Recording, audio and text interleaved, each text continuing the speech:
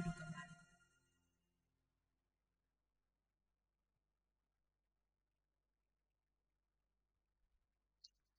Bapak Mama, saudara-saudara yang diberkati Tuhan, Shalom. Satu kali lagi Shalom. Ada sukacita kok? Kalau amin, nah minta tolong bersalaman satu dengan yang lain sambil mengucapkan salam damai sejahtera. Salam damai sejahtera. Sambil senyum. Ya. Baik, terima kasih. Bapak Mama, saudara-saudara yang diberkati Tuhan, tema renungan kita pada kebaktian saat ini yaitu bergerak bersama untuk pembebasan. Bergerak bersama untuk pembebasan. Nah, Bapak Mama, saudara-saudara yang diberkati Tuhan, tentu dalam kehidupan kita terkadang ketika kita menjalaninya, kita diperhadapkan dengan namanya masalah, dengan namanya rintangan, cobaan yang mungkin datang silih berganti. Kadang kotong mendapat masalah, kadang kotong senang, kadang kotong dapat masalah lagi. Misalnya kita sebagai keluarga Kristen, orang tua kita diperhadapkan dengan masalah ekonomi, masalah pekerjaan. Terus kita sebagai anak-anak, pemuda-pemudi, kita diperhadapkan dengan sekolah kita, pendidikan kita, masalah pertahanan iman kita, dan mungkin masalah tentang cinta. Nah, masalah-masalah ini tidak terlepas dari kehidupan kita, sehingga dalam menjalani masalah-masalah tersebut dibutuhkan model penyelesaian yang baik. Misalnya, ada masalah-masalah yang bisa kita selesaikan sendiri, tetapi ada juga masalah yang bisa diselesaikan dengan bantuan orang lain, di mana saling bekerja sama dengan baik. Nah, Bapak Mama, saudara-saudara yang diberkati Tuhan, dalam pembacaan kita pada saat ini, di mana mengisahkan tentang ada juga masalah di dalamnya, di mana masalah yang dialami oleh orang lumpuh, masalah yang dialami oleh orang lumpuh. Kita tahu bersama bahwa kalau orang yang sudah lumpuh berat, pasti dia tidak bisa berbuat apa-apa. Kaki tangannya tidak bisa digerakkan, apalagi dia bangun untuk berjalan. Sehingga dalam kehidupannya membutuhkan orang lain, baik untuk membantunya untuk makan minum, maupun mengurus kebutuhan lainnya dalam kehidupannya. Nah, Bapak Mama, saudara-saudara yang diberkati Tuhan, dengan kondisi seperti ini, dalam bacaan kita dikisahkan bahwa ketika Yesus melakukan pelayanan di Kapernaum, membuat banyak orang berkerumunan. Bahkan dikatakan bahwa tidak ada tempat di rumah itu sampai di muka pintu. Mereka berdesak-desakan. Dengan begitu pasti sulit untuk orang lumpuh itu untuk mencapai Yesus, untuk dia bisa mendapat kesembuhan. Namun Bapak Mama, hal yang menarik di sini bahwa orang lumpuh ini dibantu oleh 4 orang yang menggotongnya untuk sampai bertemu Yesus. Nah, dalam proses membawa orang lumpuh ini untuk sampai kepada Yesus, ada masalah lagi yang mereka harus hadapi, yaitu mereka terhalang oleh banyaknya orang yang berkerumunan di sekitar Yesus untuk mendengarkan firman Tuhan. Begitupun juga dalam kehidupan kita, Bapak Mama. Biarpun kita sudah bekerja sama dengan baik, namun pasti ada saja masalah yang akan kita hadapi. Dalam menyelesaikan suatu persoalan dengan bekerja sama, tidak selamanya berjalan dengan mulus. Karena kalau lebih dari 1 orang, pasti mempunyai pemikiran yang berbeda-beda. Jadi yang berbeda-beda itu harus disatukan untuk menjadi suatu keputusan bersama yang baik. Nah, Bapak Mama, dalam kerjasama yang dilakukan oleh 4 orang ini untuk mereka membawa orang lumpuh ini, mereka terhalang oleh banyak orang ketika mereka membawanya. Banyak orang yang terhalang itu adalah mereka yang mendengarkan firman Tuhan. Mereka yang mendengarkan firman Tuhan. Seharusnya orang yang sudah mendengar firman Tuhan, mereka memberi ruang atau jalan bagi orang lumpuh itu, namun mereka malah menghalanginya.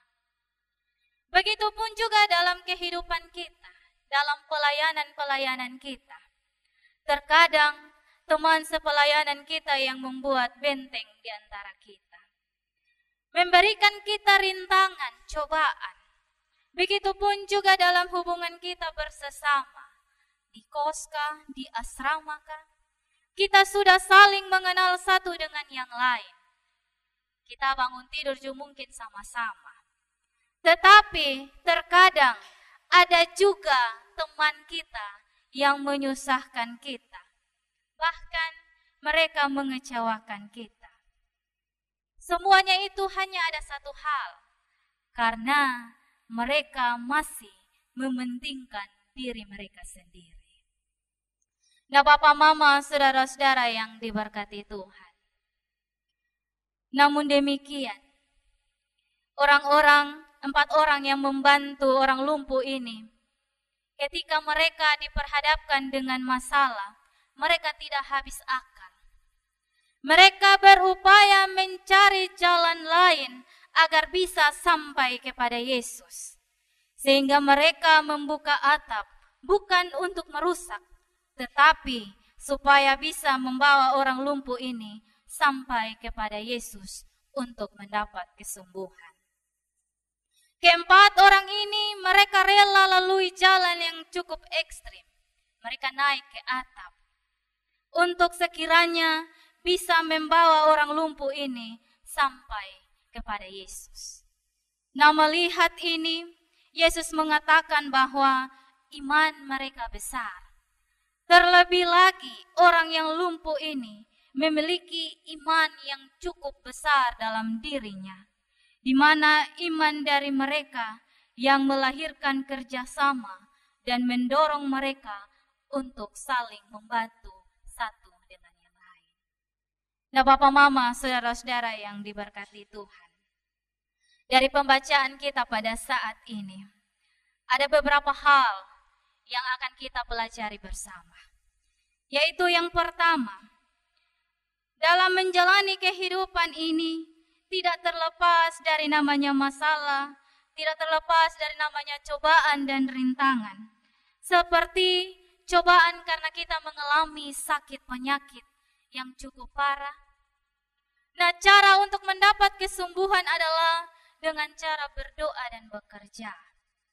Artinya, berdoa dengan sungguh-sungguh dan kemudian pergi ke rumah sakit untuk berobat. Nah, dalam berdoa Bapak Mama, ada orang yang sakit kemudian dilayani dan didoakan, tetapi hatinya masih ragu dan tidak percaya akan kuasa doa, maka tidak ada lagi kesembuhan yang ia dapatkan. Karena dia punya hati ini, dia tidak percaya kalau kuasa doa bisa menyembuhkannya. Akan tetapi, jika ia berserah penuh dan meyakini bahwa ada kuasa doa terhadap dirinya, maka ia akan mendapatkan kesembuhan. Kemudian didukung dengan obat-obatan dari dokter untuk memulihkan kesehatannya. Hal yang kedua, Bapak, Mama, saudara-saudara yang diberkati Tuhan. Masalah, cobaan, rintangan akan terus datang dalam kehidupan kita. Itu semua bagian dari rencana Tuhan. Itu semua adalah rencana Tuhan agar iman kita tetap teguh kepadanya. Misalnya, tidak heran bahwa zaman sekarang masih ada teman-teman yang mereka sekolah, mereka putus di tengah jalan. Itu karena mungkin dalam kehidupannya mereka diperhadapkan dengan masalah, mereka tertutup. Mereka tidak mau bercerita dengan orang lain. Mereka tidak mau keluar dari masalah mereka. Sehingga mereka mulai berpikir dan mereka mengambil jalan pintas. Jalan pintas ini mungkin di jembatan Liliba kah, di manakah? Itu karena jalan pintas yang mereka hadapi. Masalah yang mereka hadapi mungkin cukup berat, mereka tampung, mereka tidak bisa menyelesaikannya, jadi mereka mengambil jalan pintas. Bapak, mama, saudara-saudara yang diberkati Tuhan, jangan kita terus berada dalam masalah yang kita hadapi. Mari kita keluar dari masalah yang kita hadapi itu. Pasti ada jalan keluar di balik semuanya itu. Karena Tuhan tidak akan pernah membiarkan masalah, tidak akan pernah memberikan cobaan melebihi batas kemampuan kita. Amin kok? Amin. Tuhan tidak akan pernah memberikan masalah, cobaan melebihi batas kemampuan kita. Dia tahu kita bisa. Dia tahu kita bisa menyelesaikan semuanya itu. Untuk itu, belajarlah keluar dari masalah yang kita alami. Jangan kita terus terjerumus di dalamnya. Hal yang ketiga, Bapak, Mama, saudara-saudara yang diberkati Tuhan, yaitu bersatu hati dalam melayani. Bersatu hati dalam melayani. Nah, tidak heran jika ada pelayanan yang hancur. Bukan karena pelayanan yang diberikan tidak baik, namun karena dalam persekutuan itu tidak saling peduli satu dengan yang lain. Masih ada keegoisan yang ditunjukkan, seperti yang ditunjukkan bacaan kita, yaitu orang-orang banyak itu.